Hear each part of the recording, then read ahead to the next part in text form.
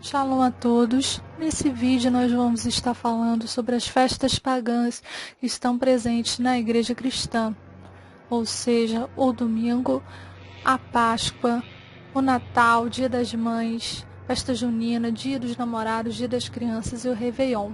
Como vocês podem observar, nenhuma festa bíblica a gente encontra na igreja cristã de hoje, mas apenas festas de origem pagã. Bom, a primeira festa que nós vamos falar é sobre o domingo. Os apóstolos e os primeiros seguidores do Messias, Yeshua, eles sempre observavam o Shabat, que é o sétimo dia, inclusive os gentios. Nós podemos ver aí em Atos 13, 14, falando que eles iam à sinagoga no dia do sábado. Em Atos 13, 42 também falando judeus e gentios indo à sinagoga. Você vê outra referência aí, Atos 13, 44 e Atos 17 também, falando sobre o costume, inclusive do apóstolo Paulo, em estar adorando ao Eterno na sinagoga no dia de Shabat. E o domingo? O domingo passou a ser guardado depois do decreto do imperador Constantino, no dia 7 de março de 321.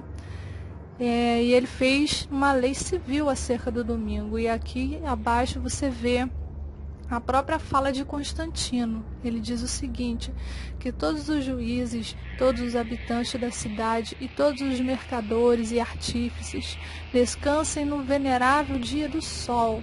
Não obstante, entendam os lavradores com pena de liberdade ao cultivo de campos, visto acontecer a miúde que nenhum outro dia é tão adequado à semeadura do grão e ao plantio da vinha.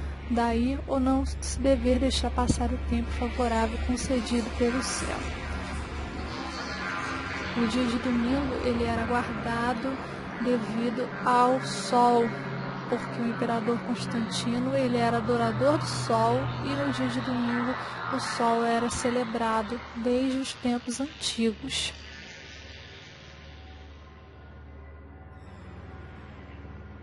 I have repeatedly offered $1,000 to anyone who can prove to me from the Bible alone that I am bound to keep Sunday holy. There is no such law in the Bible.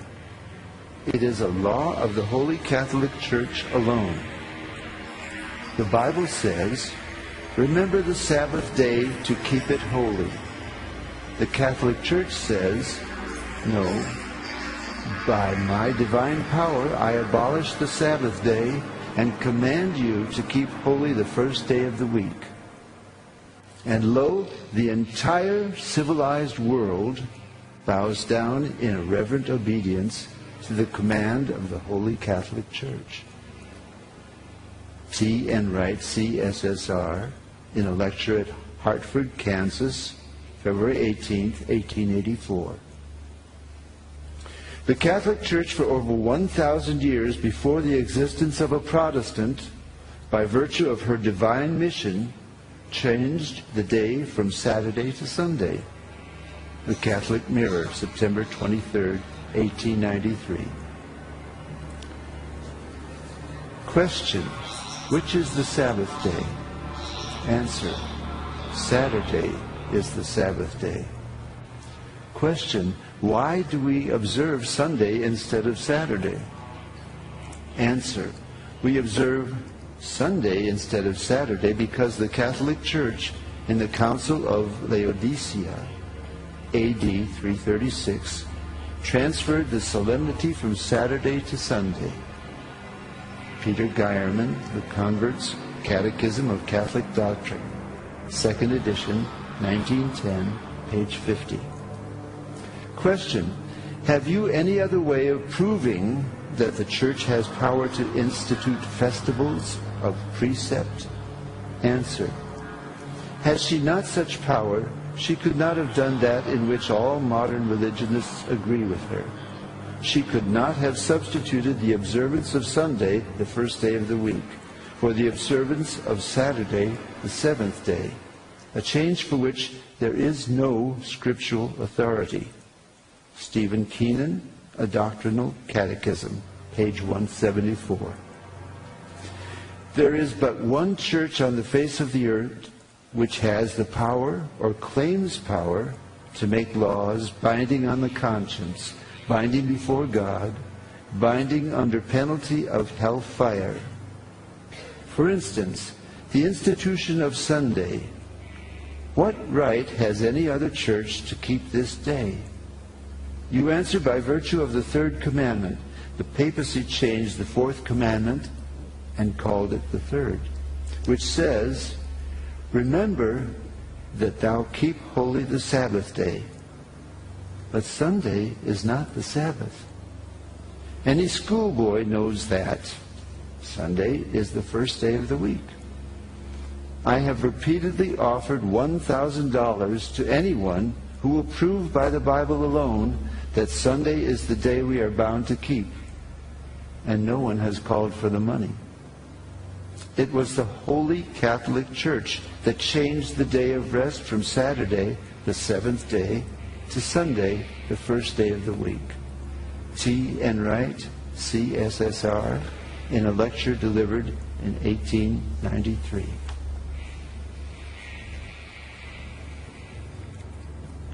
Thank you, Bishop. A outra festa seria o Natal. Ele não era comemorado pelos apóstolos, nem pelos primeiros discípulos de Yeshua, mas ele passou a ser comemorado em 325, como decreto do Concílio de Nicéia. Aí vem a pergunta, Yeshua nasceu 25 de dezembro? Claro que não. O seu nascimento, de acordo com alguns estudiosos, ele se dá em meados de setembro, entre outubro, coincidindo mais ou menos com a festa de tabernáculos. Então, por que essa data foi escolhida? Ela foi escolhida porque já era comemorada muitos anos atrás entre os povos da Babilônia. Ela marca o nascimento de Tamuz, o deus Sol da Babilônia, em que se tornou o deus Sol Invictus em Roma. Em Ezequiel 8, versículo 14 a 27, vai falar sobre essa adoração a Tamuz. Constantino, o imperador romano, que tornou o cristianismo oficial, religião do império, e também foi responsável pela mudança do sábado para o domingo, ele era adorador do Deus Sol. E até a sua morte ele ofereceu sacrifícios ao Sol.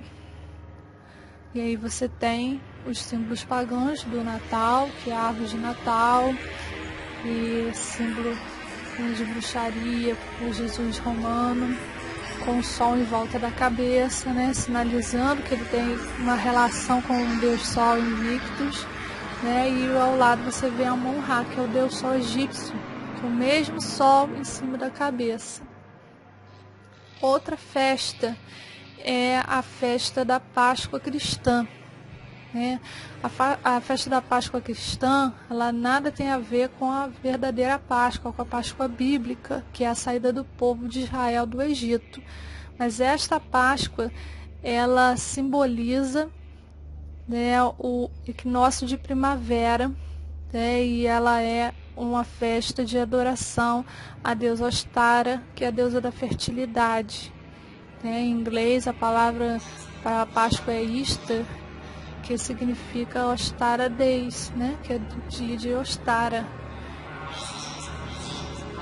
Aí está a deusa Ostara, e o símbolo dela é o coelho. Por isso existe o coelho da Páscoa, o ovo de Páscoa. Todos esses símbolos estão ligados à deusa Ostara, que é a deusa da fertilidade. Outra festa que nós encontramos é a festa junina. Ela é de origem europeia, está ligada ao solstício de verão, que era celebrado em 24 de junho do calendário gregoriano. Mais tarde foi caracterizado como a celebração de São João. No Brasil são cultuados nessa festa São João, que é 24 de junho, São Pedro, 29 de junho, e Santo Antônio, dia 13 de junho. E a quadrilha foi uma adaptação da dança francesa que recebia este nome. Você tem aí várias tradições, como a fogueira, que é uma tradição pagã romana para celebrar o solstício de verão. Você tem fogos e balões, que são para despertar o São João. Comidas à base de milho, que são oferendas a esses santos, e a quadrilha. Outra comemoração é o Dia dos Namorados. Nos países hispânicos e americanos, essa data é comemorada dia 14 de fevereiro e se chama Valentine's Day, que é, traduzindo, o dia de São Valentim. São Valentim, ele morreu como mártir pelo imperador Cláudio, ele era um padre.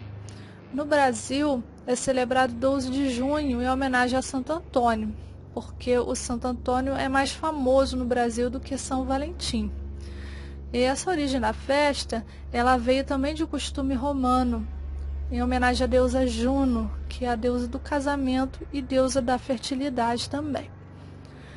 Bom, no Dia das Crianças, né, é uma tradição se comemorar no dia 12 de outubro, porque é dia da padroeira do Brasil, Nossa Senhora de Aparecida. E essa data ela foi instituída em 1707, né, e legalizada por iniciativa do deputado Galdino do Valle em 1920, para ressaltar o direito da criança. O Dia das Mães é uma das mais antigas comemorações da mitologia. Na Grécia Antiga, era a entrada da primavera, era festejada em honra à deusa Reia, a mãe dos deuses. Na mitologia romana, a festa passou a ser em homenagem à deusa Maia, cujo mês de maio foi também sua homenagem. Ela era considerada a deusa da fertilidade e nesse mês sacrificava-se uma porca grávida em adoração a ela. E em 1947, Dom Jaime de Barros Câmara, o cardeal arcebispo do Rio de Janeiro, determinou que essa data fizesse parte do calendário oficial da Igreja Católica. E o Ano Novo? O Réveillon, em francês, significa despertar. A origem desta tradição remonta-se da Babilônia e era celebrada em meados de março. E esta festividade era o deus Marduk, o qual servia de destino ao país para o ano seguinte. A comemoração do Ano Novo babilônico durava 11 dias e incluía sacrifícios, procissões e ritos de fertilidade. E o Império Romano fez uma adaptação a essa festa, através do imperador Júlio César, no dia 1º de janeiro, em homenagem ao deus Jano, que é o deus dos portões. Não existe nenhum relato bíblico ou histórico que fale que os seguidores do Messias comemoravam essa data. E as origens das tradições, os fogos e barulho. O mundo inteiro celebra o Ano Novo com barulhos de fogos e buzinas. E essa é uma tradição muito antiga que serve para espantar os maus espíritos. E as roupas brancas são ligadas à Umbanda.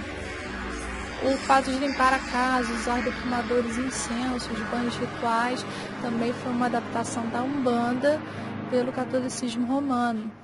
A corrida de São Silvestre, ela é feita nesse dia 31, porque é o dia da morte do Papa Silvestre, que foi o Papa da Igreja Católica do século IV. Comer carne de porco é um costume pagão para dar sorte e fartura. Beber champanhe é uma oferenda aos orixás, usada na Umbanda. Fazer pedidos e orações à meia-noite é um costume romano para os deuses. E ficar acordado até meia-noite, troca de presentes, que é o famoso amigo oculto, também é um costume romano. Então nós podemos ver que todas essas festas, elas tiveram uma origem pagã.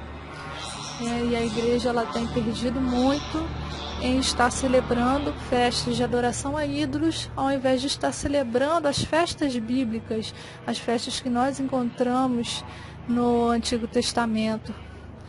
Então esse vídeo é um alerta a todos, se você quer servir ao Eterno de todo o seu coração, que você esteja abandonando essas festas e voltando-se para o Eterno, voltando-se para a palavra dele e celebrando as festas que ele criou. Você vai ser muito abençoado por ele se você obedecer, mas se a gente não obedecer, infelizmente, vai recair sobre nós o juízo dele.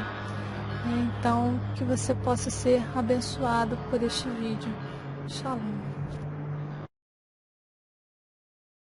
sempre é muito simples, quer dizer, é simples realmente. Jesus, ninguém sabe quando é que ele nasceu, ninguém sabe quando é que ele morreu, em que anos morreu, nem em que dia morreu. É no 14 de Nisan, mas não sabe precisamente e tal. Faz isso para estudos e mais estudos. Acerca do nascimento. Aliás, até a data de 2000, há 2010 anos é posta em causa, portanto. Sim, está posta em causa. O nascimento, portanto, o nascimento de Jesus é celebrado a partir do século IV, do Papa Júlio I, mais ou menos, de Júlio I, por causa do Deus Sol, do Deus Mitra, e por causa das Saturnais do Império Romano. Portanto, havia o grande Deus Sol, com as Saturnais, era o Deus do Império Romano, defensor do Império Romano, o Sol, que depois nos traz a vida. E então começou-se a dizer que realmente não, o verdadeiro Sol realmente é Jesus Cristo, porque os cristãos, a certa altura, com a liberdade, quando tiveram a sua liberdade, depois do Constantino, começaram a cristianizar tudo aquilo que era pagão. As festas pagãs, nós somos fruto de imensas festas pagãs. Portanto, cristianizamos as festas pagãs, o que é absolutamente normal, e portanto, é uma questão cultural, nada mais. Então nós vamos às nossas festas católicas, mormente católicas, porque os protestantes, nós protestantes não têm isso, mas nós católicos temos estas festas, com todo o seu folclore, as suas coisas, para bem, para mal, mas tudo isto vem do paganismo. Cristianizamos realmente as festas pagãs e temos as nossas festas pagãs. Esta festa é lindíssima, que é o Natal, ele nasceu. Quando é que nasceu? Não me interessa absolutamente nada.